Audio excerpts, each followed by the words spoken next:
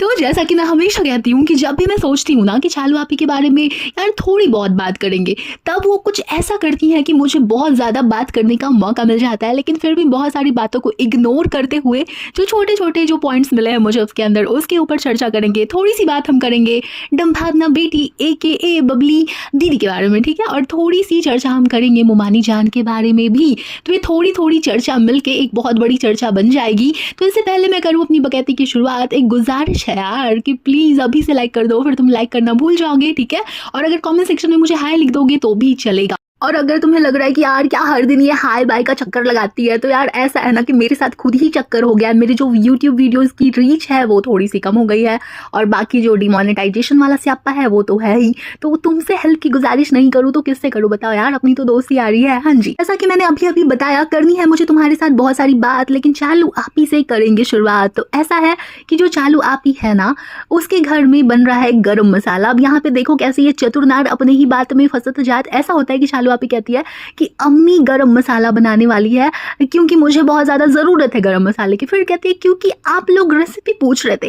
वैसे कौन लोग हो भाई जो अम्मी की गरम मसाले की रेसिपी पूछ रहे हो? वैसे मुझे ऐसा कोई कमेंट दिखा तो नहीं था आपी के कमेंट सेक्शन में, खैर मेरी नजर से चूक गया होगा। लेकिन आपी की नजरों से ना उनके फायदे वाला कोई कमेंट कभी मिस नहीं होता, बाकी के कमेंट जरूर मिस हो जाते हैं। लेकिन जिसमें आपी का फायदा हो रहा हो, आपी की तारीफ हो रही हो, या फिर कई बार भाई भाभी के बारे में कुछ तो उसको हार्ट मिल जाता है। आप ही भोली है ना, तो उनसे अक्सर ही गलती से मिस्टेक हो जाती है। हाँ जी, अब होता यह है कि गरम मसाले की रेसिपी अम्मी बता रही होती है बहुत ही क्यूटली, प्लेट में सारी चीजें उनको सजा के मिली थी या फिर उन्होंने ही रखा होगा, क्या कहते हो, हाँ जो भी था। तो अम्मी बताना शुरू करती हैं, ये है बड़ी इलायची, ये है छोटी इलायची, उसके बाद डैश डैश डैश। फिर कहती है अरे जायफल कहाँ है? तो चालू आपी कहती है मंगवा देते हैं।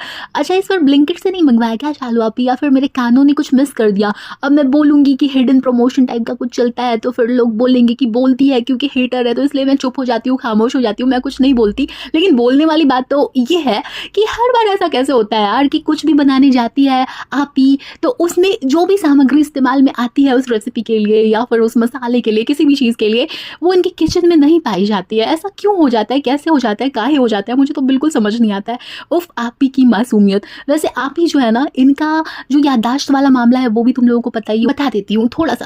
हाँ तो ऐसा है, ये उन दिनों की बात है जब आप ही नई नई ब्लॉगर हुआ करती थी, तब इनकी रोटी भी घूमती थी गोल गोल। अब ये खुद को नहीं दिखाती थी बकलोल। हाँ इनको लगता है कि मासूम लगती हैं इस प्रकार की हरकतें करके कि उनको समझ नहीं आता, इनकी याददाश्त खो गई है, पहले जो चीजें ये बनाती थी अब नहीं बना पाती है। लेकिन एक्चुअली वो मासूम नहीं बकलोल ही दिख रही होती है। यार स्किल है, ठीक है, मतलब ऐसा भी क्या हो गया, लड़कों को भी आना चाहिए, लड़कियों को भी आना चाहिए। लेकिन यहाँ पे मेन मसला ये है कि आते आते नहीं भूल जाना चाहिए, क्योंकि पता नहीं आप ही को क्या हुआ है यार, अचानक से सब कुछ बनाते बनाते जैसे ही जेब में आ गया पैसा, वैसे याददाश्त के साथ कुछ ना कुछ लोचा हो गया भाई साहब। अब ये सब कुछ भूल गई हैं, अब इनको घबराहट हो जाती है यार सारी चीज़ों में। घबराहट से मुझे याद आया, होता ये है कि कियान इनके नए नए किचन में आता है और ये ना उससे कुछ तो फीडबैक ले रही होती हैं, तभी कियान इनको बोल देता है कि आप ही बहुत ज़्यादा गुस्सा करती हैं। मतलब सेंटेंस उनका कुछ उसका कुछ और था, लेकिन कहने का तात्पर्य यही था कि बात बात में भड़क जाती है।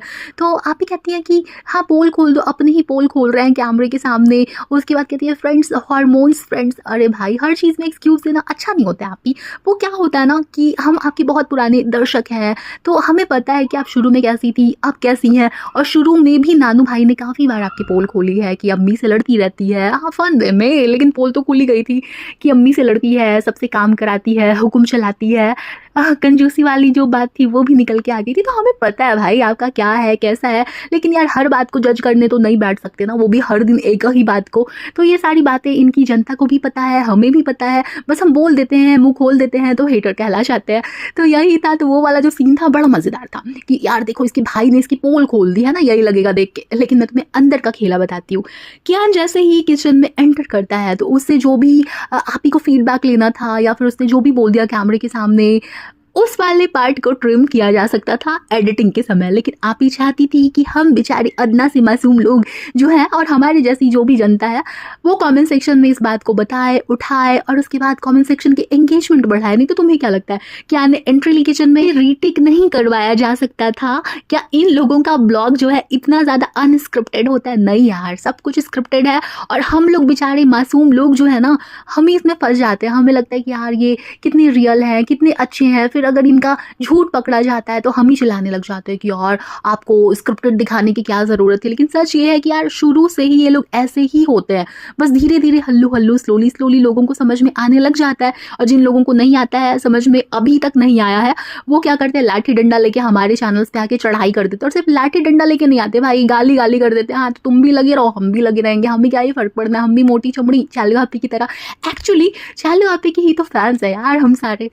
इस सारे कार्यक्रम के बाद जो है चालू आपी हमें ये भी बताती है कि जो अम्मी है ना गुड्डू भाई की, वो बनाने वाली है जर्दा, और उसके लिए वही सामान वगैरह का स्यापा फिर से होता है।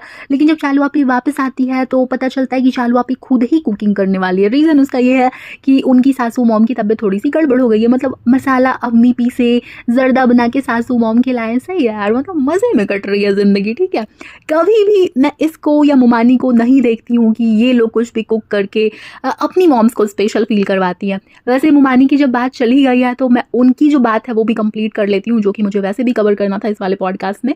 तो ऐसा है कि ये जो हस्बैंड वाइफ है मुमानी और इनके जो मैन चाइल्ड है, तो इनका पैटर्न जो है वो हम सबको दिखता है, हम सबको समझ में आ चुका है कि जब भी कुछ ऐसी वैसी न्यूज़ होती है ना, जो कि इनको दिखाना होता है जनता को कि लोग कितने परेशान है, कितने सैड है, कितना पहाड़ टूट गया इनके अंदर, सॉरी इनके ऊपर गमों का, तो वो लोग क्या करते हैं, बिना टाइटल का एक थंबनेल लगाते हैं और बहुत ही रोनी सूरत उसके ऊपर चिपकाते हैं। तो ऐसा इन्होंने फिर से किया है भाई मुमानी ने। इन्होंने अपनी मॉम को दिखाया है हॉस्पिटल के बेड पे, और मैंने जहमत भी नहीं उठाई उसको क्लिक करने की, क्योंकि यार हम सभी के ज़िंदगियों में ना गम ही गम है। ऐसा कौन है जिसकी ज़िंदगी बिल्कुल खुश है, बहुत ही ज़्यादा हसीन ज़िंदगी है उसकी, कोई गम नहीं है उसमें। यार हम मिडिल क्लास लोग हैं, हमारा हर दिन का स्ट्रगल होता है, किसी का कम, किसी का ज़्यादा, किसी का बहुत ज़्यादा, ऐसा भी है।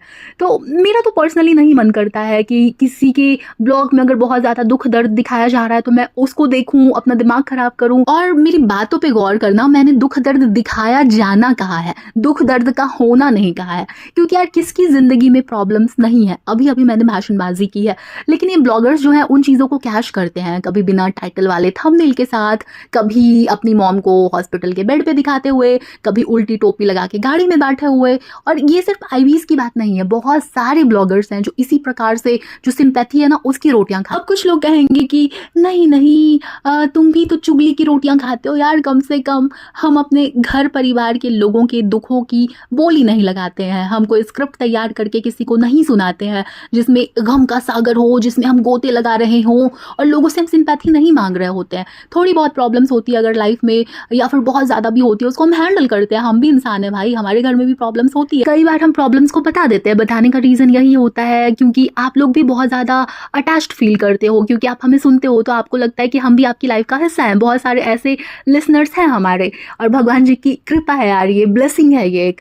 तो ऐसे में हम थोड़ी बहुत बातें बताते हैं, लेकिन अगर हम उसी चीज़ को कैश करने लगे, हमें दया के लिए सुनो, आप अपने दिल में सिंपैथी रख के हमें सुनो, तो ये काम कोई भी पॉडकास्टर नहीं करता है। जो आकर लोग कहते हैं कि तुम घटिया हो, तुम ये हो, तुम वो हो, नहीं नहीं, बहुत फ़र्क है यार। हो सकता है घटिया हो हम, लेकिन फिर भी कमी रह जाएगी अगर ब्लॉगर से कंपेयर किया जाए हमें। तो काफ़ी जिगरा चाहिए भाई अपने पेरेंट्स की हेल्थ को इस तरीके से कैश करने के लिए, अपने लाइफ पार्टनर की बीमारी को इस तरीके से कैश करने के लिए।